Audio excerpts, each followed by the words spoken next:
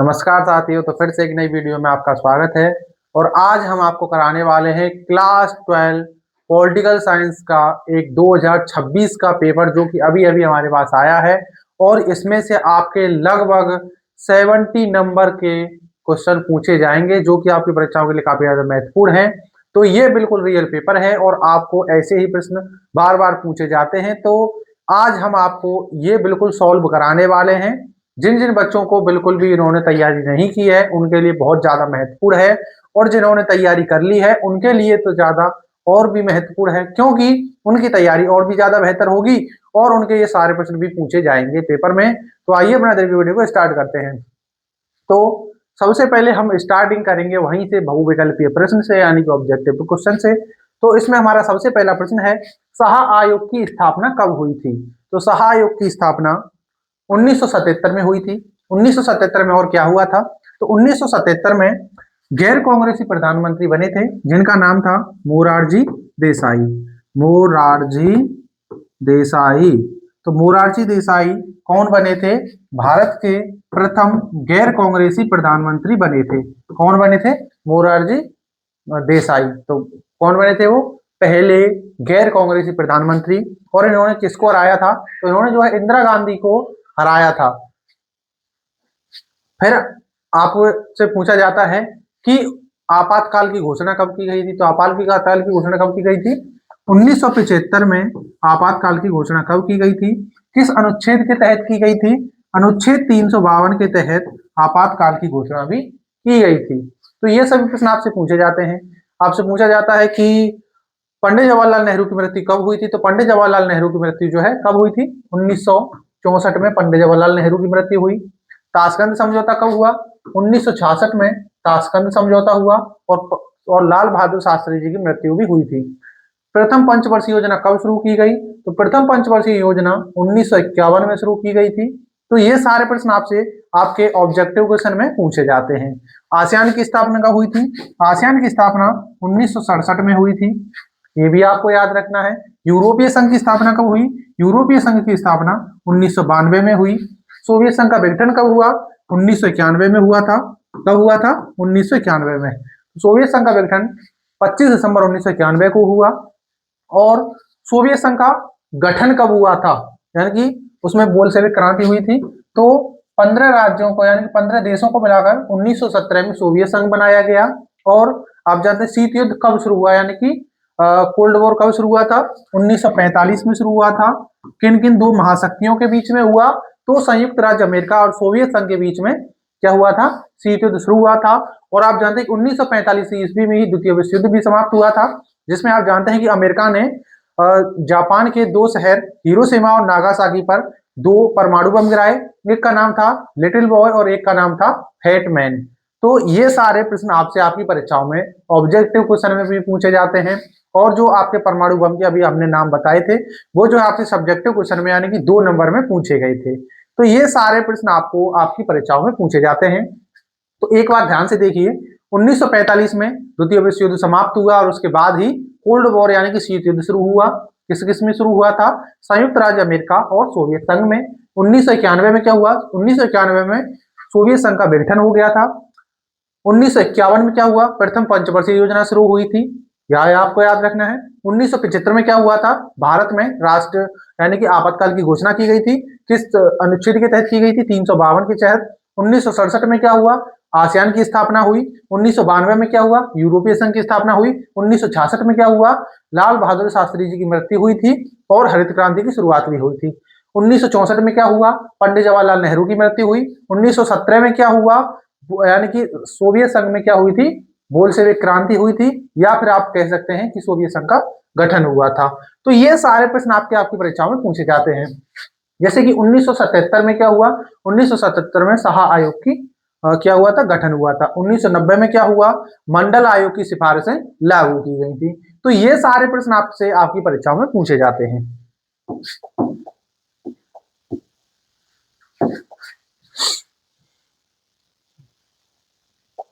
फिर आता है दक्षिण पूर्व एशियाई राष्ट्रों के संगठन यानी कि आसियान की स्थापना कब हुई थी? तो अभी हमने आपको बताया था कि आसियान की स्थापना 1967 में हुई थी। ये आपको याद रखना है, ये सारे आपसे पूछे जाते हैं।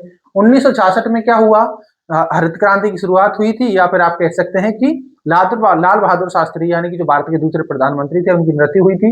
हरित क्रांति कब से कब तक चली थी, तो हरित क्रांति जो है 1966 से लेकर 1969 तक चली थी, यानी कि 3 वर्ष तक की। और आपसे यह प्रश्न पूछा जाता है कि पंचवर्षीय योजनाओं में कितने साल का अवकाश लगा था, तो 3 साल का पंचवर्षीय योजनाओं में अवकाश रहा था, जो कि 1966 से लेकर 1969 तक रहा था। तो ये सभी प्रश्न आपसे आपकी परीक्षाओं में पूछे जाते हैं।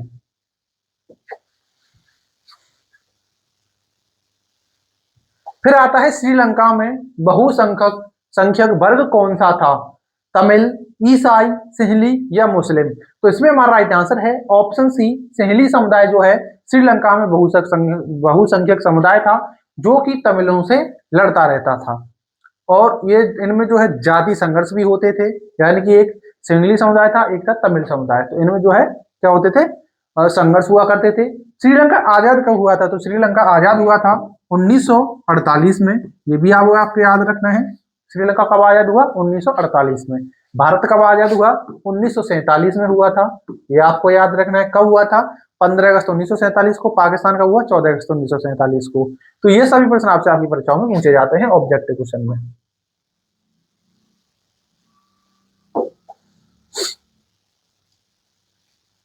फिर आता है बांग्लादेश का गठन कब हुआ, तो बांग्लादेश का गठन 1971 में हुआ था। उस समय भारत के प्रधानमंत्री कौन थी, तो उस समय भारत की पीएम यानी कि प्राइम मिनिस्टर कौन थी, श्रीमती इंदिरा गांधी। तो कौन थी, इंदिरा गांधी थी, इंदिरा गांधी।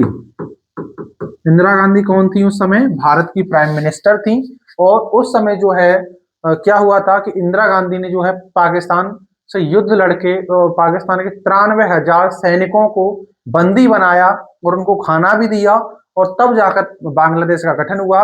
बांग्लादेश को पहले पूर्वी पाकिस्तान के नाम से जाना जाता था, और जो पाकिस्तान है उसे पश्चिमी पाकिस्तान के नाम से जाना जाता था। तो ये सारे प्रश्न आपसे पूछे जाते हैं।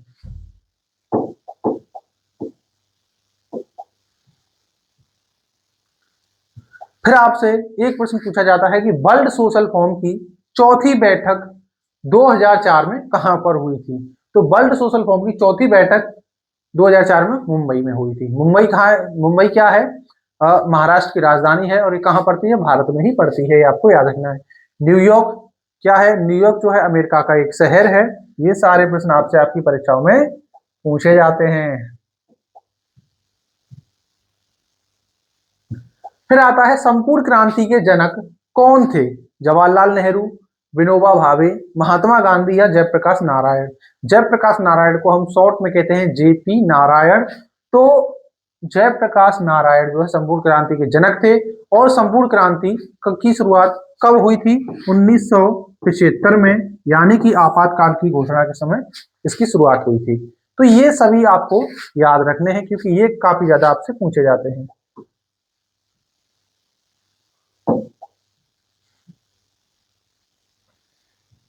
फिर आपसे पूछा जाता है कि राज्य पुनर्गठन अधिनियम के आधार पर 1956 में कितने राज्य बनाए गए थे, तो राज्य पुनर्गठन अधिनियम के आधार पर भारत में 14 राज्यों का निर्माण किया गया था। आपसे एक प्रश्न पूछा जाता है कि भारत में सबसे पहले भाषा के आधार पर बनने वाला राज्य कौन सा है, तो वो है आंध्र प्रदेश। कौन सा है, आंध्र प्रदेश। आंध्र प्रदेश जो है भारत में सबसे पहले भाषा के आधार पर बनने वाला पहला राज्य है। तो ये आपको याद रखना है। और कब बना था ये जो है, तो ये बना था 1953 में। कब बना था, 1953 में ये जो है पहला भाषा के आधार पर अलग होने वाला राज्य था। तो ये सभी प्रश्न आपसे उसमें पूछे जाते हैं।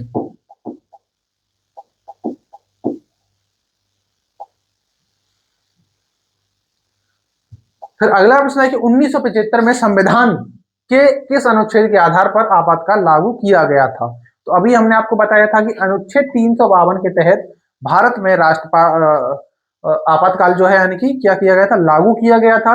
और उस समय भारत के राष्ट्रपति कौन थे, तो जो आपातकाल लागू करने की जो यानी कि पावर होती है वो किसके पास होती है, राष्ट्रपति के पास होती है।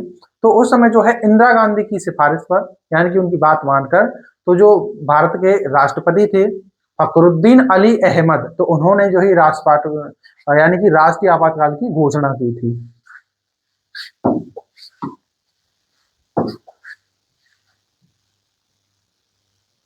अब आता है 1984 में ऑपरेशन ब्लू स्टार किस राज्य में चलाया गया था। तो सबसे पहले तो आप ये समझिए कि ऑपरेशन ब्लू स्टार था क्या। तो ऑपरेशन ब्लू स्टार जो है 1984 में पंजाब में एक जगह पड़ती है जिसका नाम है अमृतसर, और अमृतसर में आप जानते हैं कि स्वर्ण मंदिर स्थित है, और उस स्वर्ण मंदिर में ऐसा माना गया था कि वहां पर जो आतंकवादी और उग्रवादी थे, तो उन्होंने जो है उसमें हथियार रखे थे। तो जो भारत की प्रधानमंत्री थी श्रीमती इंदिरा गांधी, उन्होंने जो है अपनी सेना भेजकर वहां पर आक्रमण करवाकर उन उग्रवादियों को पकड़ा और उन हथियारों को जब्त किया था।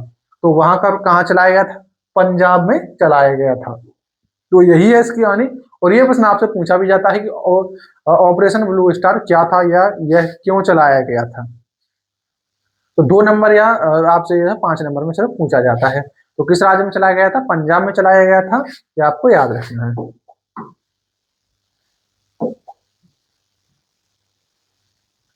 अब हमारा अगला प्रश्न आता है कि जवाहरलाल नेहरू की मृत्यु के समय कांग्रेस के अध्यक्ष कौन थे। तो पंडित जवाहरलाल नेहरू की मृत्यु के समय यानी कि 1964 में उसके जो अध्यक्ष थे वो थे के कामराज। और पंडित जवाहरलाल नेहरू की मृत्यु के बाद जो प्रधानमंत्री बने थे वो कौन बने थे, लाल बहादुर शास्त्री बने थे। लेकिन 2 साल के बाद 1966 में लाल बहादुर शास्त्री की मृत्यु भी हो जाती है। और जवाहरलाल नेहरू की मृत्यु कब हुई थी, 1964 में जवाहरलाल नेहरू की मृत्यु हुई थी। मोरारजी देसाई भारत के प्रधानमंत्री कब बने थे, 1977 में मोरारजी देसाई जो है भारत के प्रधानमंत्री बने थे। तो ये सारे प्रश्न आपसे ऑब्जेक्टिव क्वेश्चन में पूछे जाते हैं, और आपको उम्मीद है कि अच्छे से समझ में भी आ रहा होगा।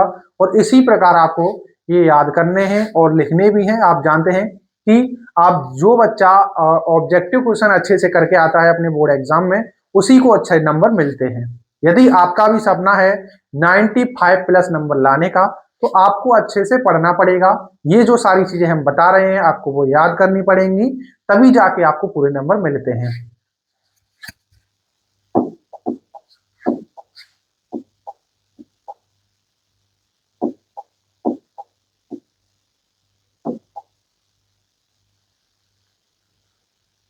अब आते हैं हमारे अति लघुत्तरीय प्रश्न, तो जो कि आपसे 2 नंबर में पूछे जाते हैं और इनका आंसर आपको 10 शब्दों में देना होता है। तो इसमें पूछा गया कि यूरोपीय संघ की स्थापना का क्या उद्देश्य था। तो यूरोपीय संघ यूरोप के देशों को आर्थिक, सामाजिक और सुरक्षा के लिहाज से एक दूसरे के करीब लाना यूरोपीय संघ का उद्देश्य था। और दूसरा उद्देश्य था यूरोप में शांति स्थापना करना, यानी कि यूरोप में शांति स्थापना करना और यूरोप के देशों को सामाजिक, आर्थिक और सुरक्षा के लिहाज से एक दूसरे के करीब लाना यूरोपीय संघ का उद्देश्य था। इसकी स्थापना कब हुई थी, तो यूरोपीय संघ की स्थापना 1992 में हुई थी। ये भी आपको याद रखना किसके द्वारा हुई थी, तो maastricht संधि के द्वारा हुई थी। फिर आता है विश्व स्वास्थ्य संगठन क्या है, इसका मुख्य उद्देश्य क्या है। तो विश्व स्वास्थ्य संगठन एक अंतरराष्ट्रीय संगठन है। इसका मुख्य उद्देश्य दुनिया भर में लोगों के स्वास्थ्य स्तर को बेहतर बनाना है। स्वास्थ्य स्तर को क्या बनाना है, बेहतर बनाना है। तो उम्मीद है कि आपको अच्छे से समझ में आ रहे होंगे। और इसी प्रकार आपको लिखने हैं कि विश्व स्वास्थ्य संगठन एक अंतरराष्ट्रीय संगठन है और इसका मुख्य उद्देश्य दुनिया भर में लोगों के स्वास्थ्य को बेहतर बनाना है। तो सिर्फ आप इतना लिखिए, आपको पूरे नंबर मिलते हैं।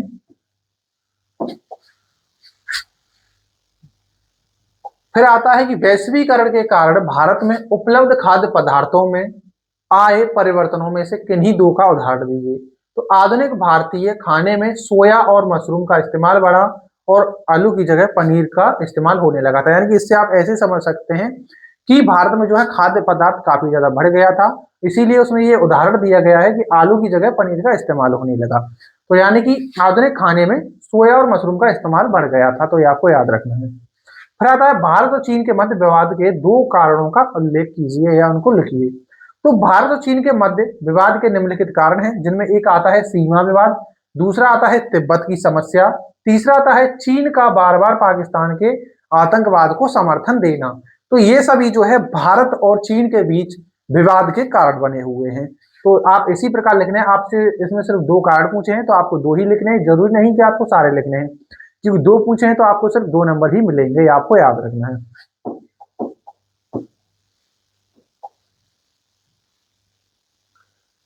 फिर आता है कि संयुक्त राष्ट्र संघ के किन्हीं दो अंगों के नाम लिखिए।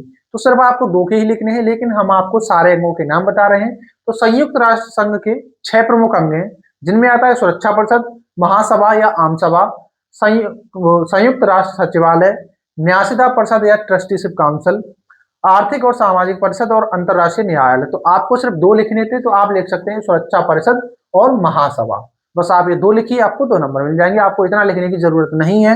अगर आप इतना लिखेंगे एग्जामिनर तो भी आपको सिर्फ 2 ही नंबर देगा, इसीलिए सिर्फ आपको 2 ही बताने हैं। लेकिन हम आपको ये 6 इसलिए बता रहे हैं ताकि आप किसी को एक को या 2 को या 3 को भूल जाते हैं तो आप जो है उसमें लिख सकें। तो इसमें आपको बिल्कुल भी कंफ्यूज नहीं होना है।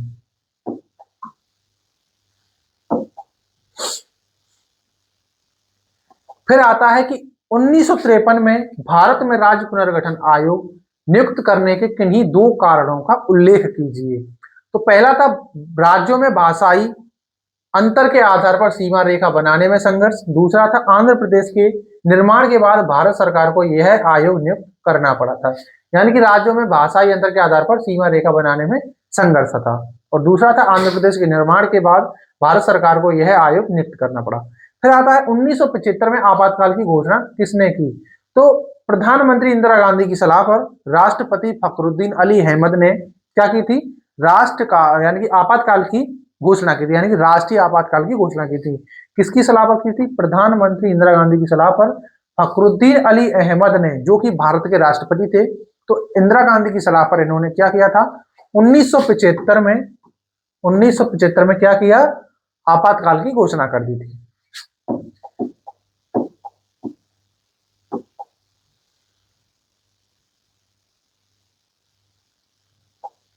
अब जो हमारा अगला प्रश्न आता है कि गोवा को स्वतंत्रता कब मिली। तो गोवा को 19 दिसंबर 1961 को आजादी मिली थी। इस दिन को गोवा मुक्ति दिवस के रूप में यानी गोवा में मनाया जाता है, यानी कि 19 दिसंबर को क्या मनाया जाता है, मुक्ति दिवस के रूप में मनाया जाता है। फिर आता है 1975 में संपूर्ण क्रांति की अवधारणा क्या थी। तो संपूर्ण क्रांति जयप्रकाश नारायण का विचार व नारा था, जिसका आह्वान उन्होंने इंदिरा गांधी की सत्ता को उखाड़ फेंकने के लिए किया था।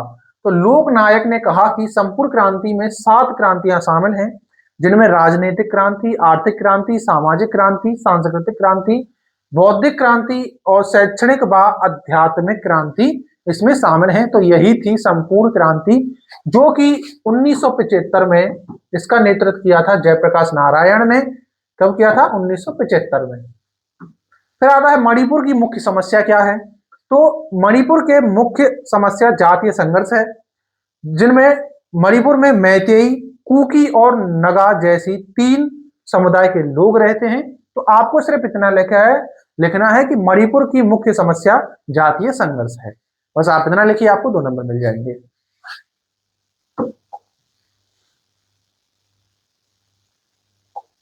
अब आते हैं हमारे 5 नंबर वाले प्रश्न, जिन्हें हम कहते हैं लघुत्तरीय प्रश्न फर्स्ट।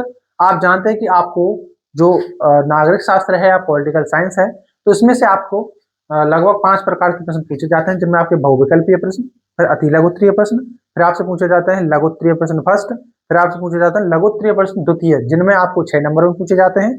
फिर आपसे पूछे जाते हैं दीर्घोत्तरीय प्रश्न, जो कि आपको लगभग 250 से 300 शब्दों में लिखने होते हैं। आपके बहुविकल्पीय प्रश्न 1 नंबर में, अति लघुत्तरीय प्रश्न 2 नंबर में, लघुत्तरीय प्रश्न फर्स्ट आपसे 5 नंबर में, और लघुत्तरीय प्रश्न द्वितीय आपसे 6 नंबर में, और दीर्घोत्तरीय प्रश्न आपसे 8 नंबर में पूछे जाते हैं। तो अब आता है कि वैश्विक राजनीति में पर्यावरण की चिंता क्यों आवश्यक है। तो आप जानते हैं कि पर्यावरण क्या होता है, कि पर्यावरण जो हमारे चारों तरफ होता है उसी को पर्यावरण कहते हैं, और जहां पर हम सांस लेते हैं, रहते हैं, घूमते हैं, फिरते हैं, उसी को पर्यावरण कहते हैं। लेकिन पर्यावरण की जो चिंता है वो वैश्विक राजनीति में आवश्यक क्यों है। आप जानते हैं कि आज के टाइम पर ग्लोबल वार्मिंग जो है काफी ज्यादा चल रही है, जिसे हम कहते हैं ऊष्मायन, ताप वृद्धि। तो ये जो है काफी ज्यादा चल रही है, तो जिसके कारण जो है क्या हो रहा है, ओजोन परत नष्ट हो रही है, और सूरज की जो हानिकारक किरणें होती हैं वो जो है धरती पर डायरेक्ट पड़ती हैं। यदि किसी व्यक्ति पर पड़ जाए तो उसकी स्किन को खराब भी कर सकती हैं। तो ये एक घातक चीज है। तो वैश्विक राजनीति में पर्यावरण की चिंता इसलिए जरूरी है क्योंकि हर जीव यानी कि हर जीव को जीवन यापन के लिए वायु, जल, ऊर्जा और खनिज लवणों जैसी चीजों की जरूरत होती है। तकनीकी सभ्यता की समृद्धि के लिए इंसान इन चीजों का ज्यादा से ज्यादा इस्तेमाल कर रहा है। इसलिए इसकी वजह से दुनिया भर में फैली औद्योगिक दुर्नीति से इंसानों के अस्तित्व और पर्यावरण को खतरा पैदा हो रहा है।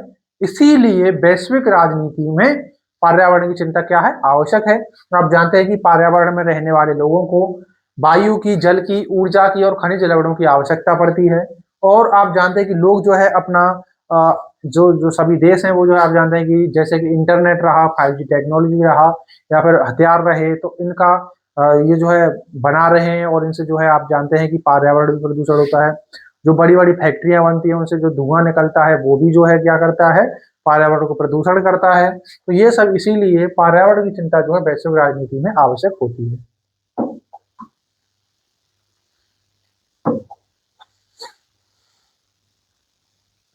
अब आपसे अगला प्रश्न पूछा जाता है कि साझी परंतु अलग अलग जिम्मेदारियों का सिद्धांत किस क्षेत्र से संबंधित है, इसकी व्याख्या कीजिए।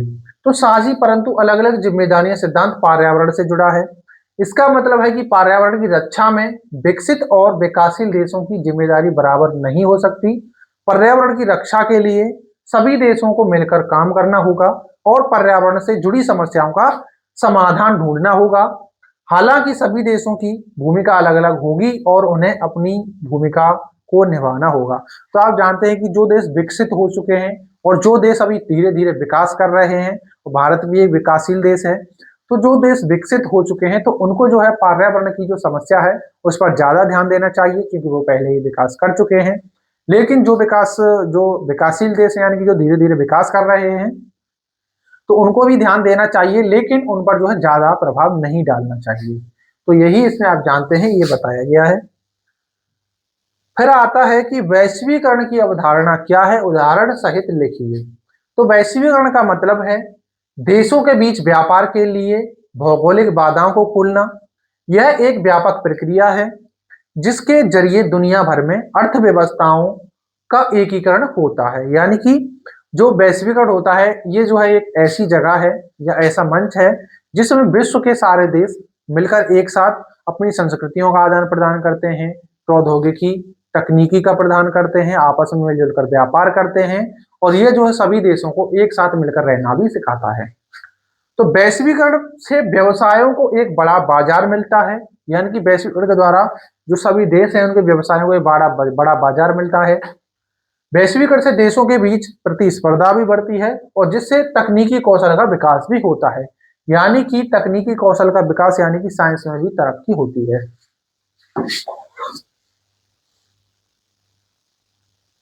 अब अगला प्रश्न पूछा जाता है कि वर्तमान समय में गठबंधन की राजनीति एक आवश्यकता है, क्यों, इसे स्पष्ट कीजिए। तो वेरी इंपॉर्टेंट क्वेश्चन है, काफी ज्यादा पूछा जाता है। तो गठबंधन सरकार एक संसदीय सरकार की कैबिनेट होती है। क्या होती है?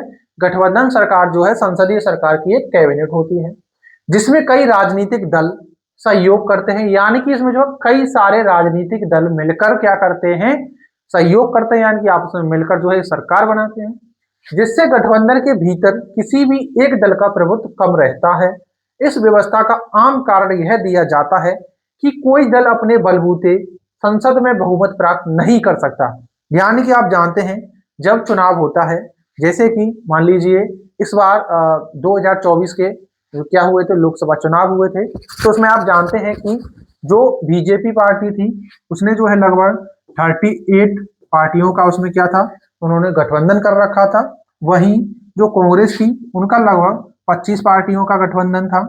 तो जो बीजेपी थी वो कितनी सीटें लेके आई थी, 240 सीटें लेकर आ पाई थी। तो 240 पर तो उनकी सरकार बन नहीं सकती थी। आप जानते हैं कि लोकसभा की सॉरी जो जो लोकसभा की सीटें हैं वो कितनी हैं, 543 हैं। पहले 545 हुआ करती थी, लेकिन जो एंग्लो इंडियन था उनको हटा दिया गया।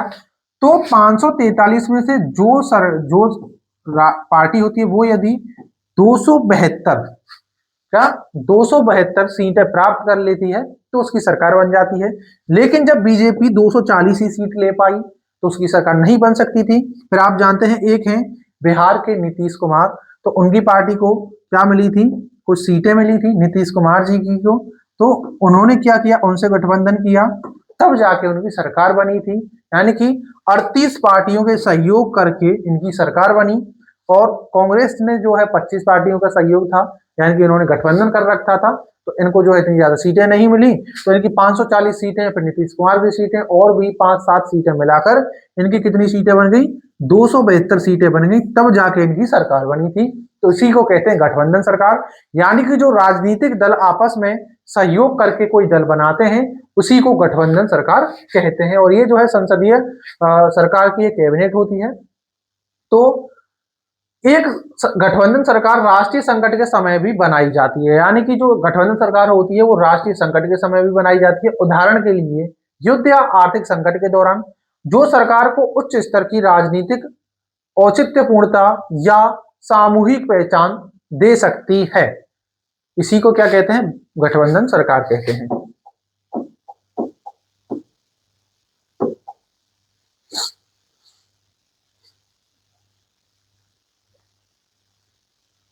फिर आपसे पूछा जाता है कि आपातकाल की घोषणा के बाद शासन व्यवस्था में क्या परिवर्तन आए थे। यानी कि जब 1975 में भारत में आपातकाल लगा, तो उसकी घोषणा के बाद शासन व्यवस्था में क्या क्या परिवर्तन आए।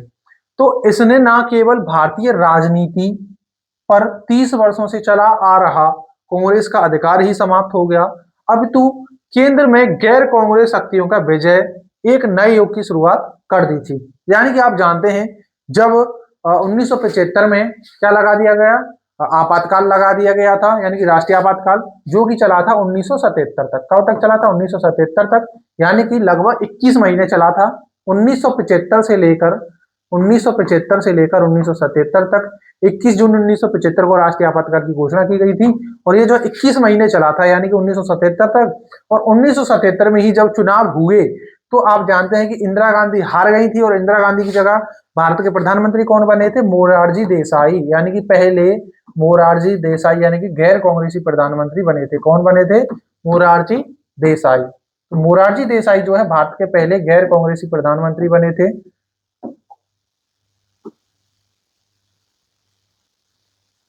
फिर आता है जनता पार्टी की जीत के बाद, यानी कि जो मोरारजी देसाई थे वो जो जनता पार्टी के क्या थे, नेता थे। जनता पार्टी की सरकार ने बहुमत खो दिया और जनता पार्टी का विभाजन हो गया था। यानी कि बाद में जो जनता पार्टी थी उसका बहुमत खो गया और उसका जो है विभाजन भी हो गया था, और भाजपा का निर्माण हुआ। तो जो जनता पार्टी थी, यानी कि जनता पार्टी से है क्या बना था, भाजपा का निर्माण हुआ था, जिसे हम कहते हैं बीजेपी, और इसकी स्थापना हुई थी 1980 में। कब हुई थी बीजेपी की स्थापना, 1980 में।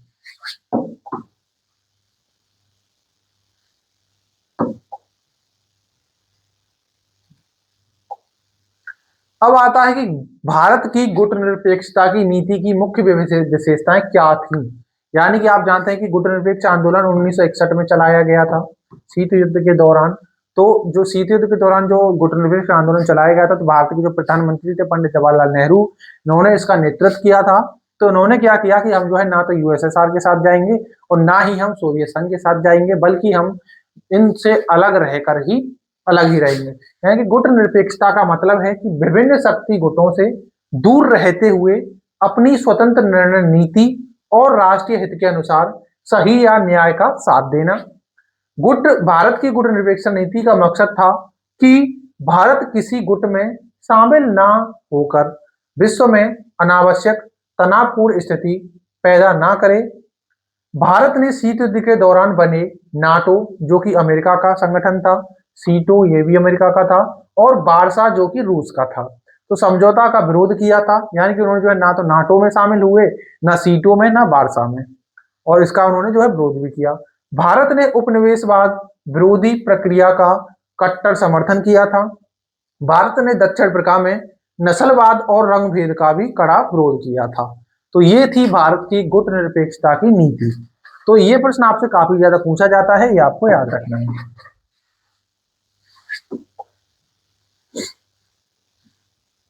तो आपके ये जो इंपॉर्टेंट क्वेश्चन है यही समाप्त होते हैं। आगे हम आपको जो दीर्घ उत्तरीय प्रश्न और यानी कि लघु उत्तरीय प्रश्न सेकंड जो पूछे जाते हैं वो हम आपको अगली वीडियो में कराएंगे। फिलहाल आपकी वीडियो यहीं समाप्त होती है और उम्मीद है कि आपको अच्छे से समझ में आई होगी। अगर समझ में आई हो तो प्लीज वीडियो को लाइक कर देना। आप इस चैनल पर नए हो तो चैनल को सब्सक्राइब कर लेना। मिलते हैं अगली वीडियो में, तब तक के लिए जय हिंद, वंदे मातरम।